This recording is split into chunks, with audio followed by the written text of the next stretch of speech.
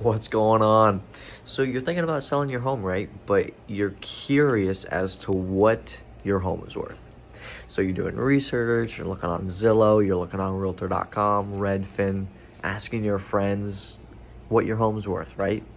Now, as the market is shifting, as you know, the market's shifting. Comparables 3 months ago are now much different compared to what they're worth today. So, say for example, you're looking at a condo, or you have a condo on the beach, saying Palm Beach, right? You have a place on Palm Beach overlooking the ocean, and there's only 5 properties that have sold in the last year, right? And the most recent comp sold 3 months ago, right? It's hard to determine exactly what your home or condo is worth because comps are they're kind of all over the place, right? Even though they sold within the last year, our market has gone like this in the last year, right? So what I would recommend is what I tell a lot of sellers is get an appraisal. Before you list your home, get an appraiser to come in your home and appraise it. Because typically, as you know, with financing a home, it always has to get appraised. So depending on what the appraiser says, that's how much the bank's gonna pay for it, right? So get an appraisal. Also, get multiple opinions meaning realtor, appraiser, things like that. So an appraiser is super beneficial to finding what your home is valued at. Having a knowledgeable, reputable realtor who knows the area, knows the buildings, things like that, can really help you in telling you what your home's worth. And they can also tell you, like, hey, you can get an extra $100,000 if you put, say, $50,000 into the kitchen, right? So they're going to tell you how you can increase your value in your home. Obviously, like when you want to list, you're going to want to clean it up. You're going to want to make it look really, really nice. Now, when thinking about your home's value, right, kind of going back to it and talking about, looking at the past comps, you have to look at the past sold comps. You can't look at what's currently active, right? So say you have 5 properties currently for sale in your neighborhood, but say your house is worth 1.5, right? But all these people have their house listed at 2 million. Does that make your house worth 2 million? No, because you want to look at the closed sales. If you're looking at the active sales, like for example, if you look at cars, right? If you have a bunch of cars marked up and the demand is not as high as it is, no one's gonna buy it. So it's simple, like supply and demand, right? I talk about this a lot. The higher the supply, the less demand. And when demand is low, prices go down. As when demand is high and supply is low, that's when prices go up. So as inventory is up right now, right? Demand is low, prices are gonna go down just because the demand is not there.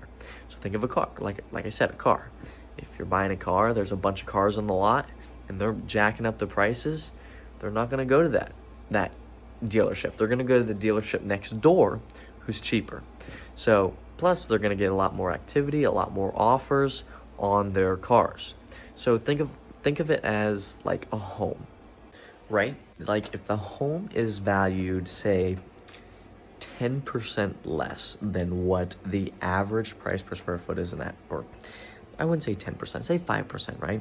So say it's 5% lower than what the average price point of sold properties is in the community, or just the value of your home, right? If you are 5% less than the value of your home, you're gonna be that car dealership where people are gonna start really, really looking at it heavily, right?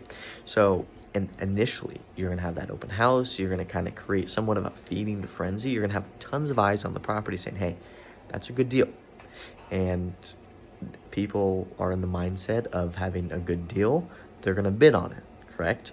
So you're starting to, even though you're listed, say, 5% less, right?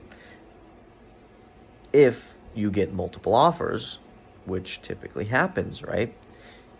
You are going to get offers that will raise the price of your home, meaning you're going to get probably over 5% than what it's worth, right?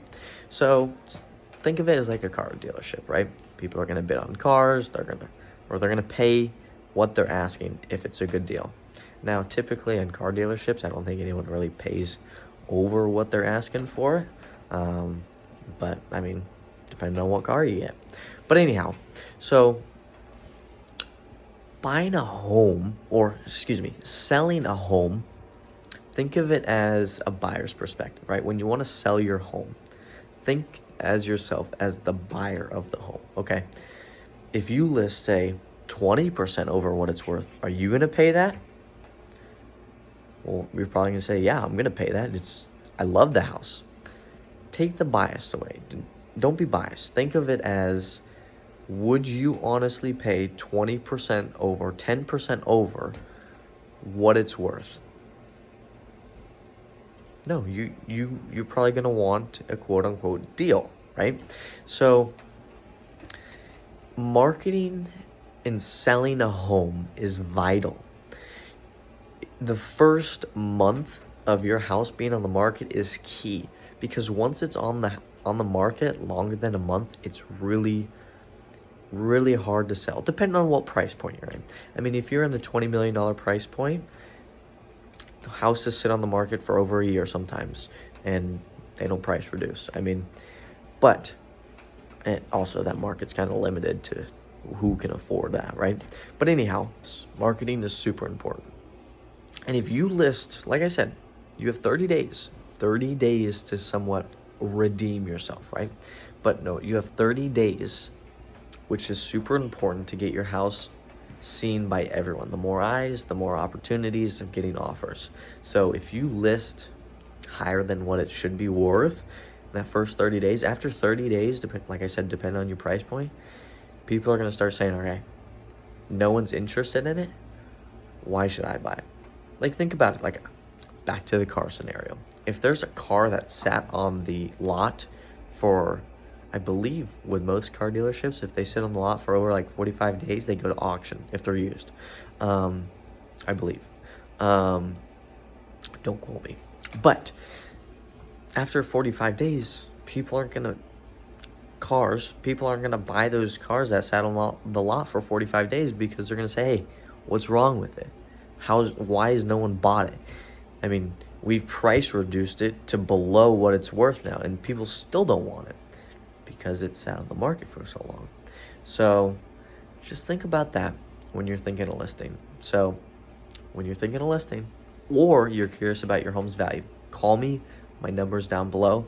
Hit that subscribe button. Comment what you think's happening right now with the market and what you think your home is worth.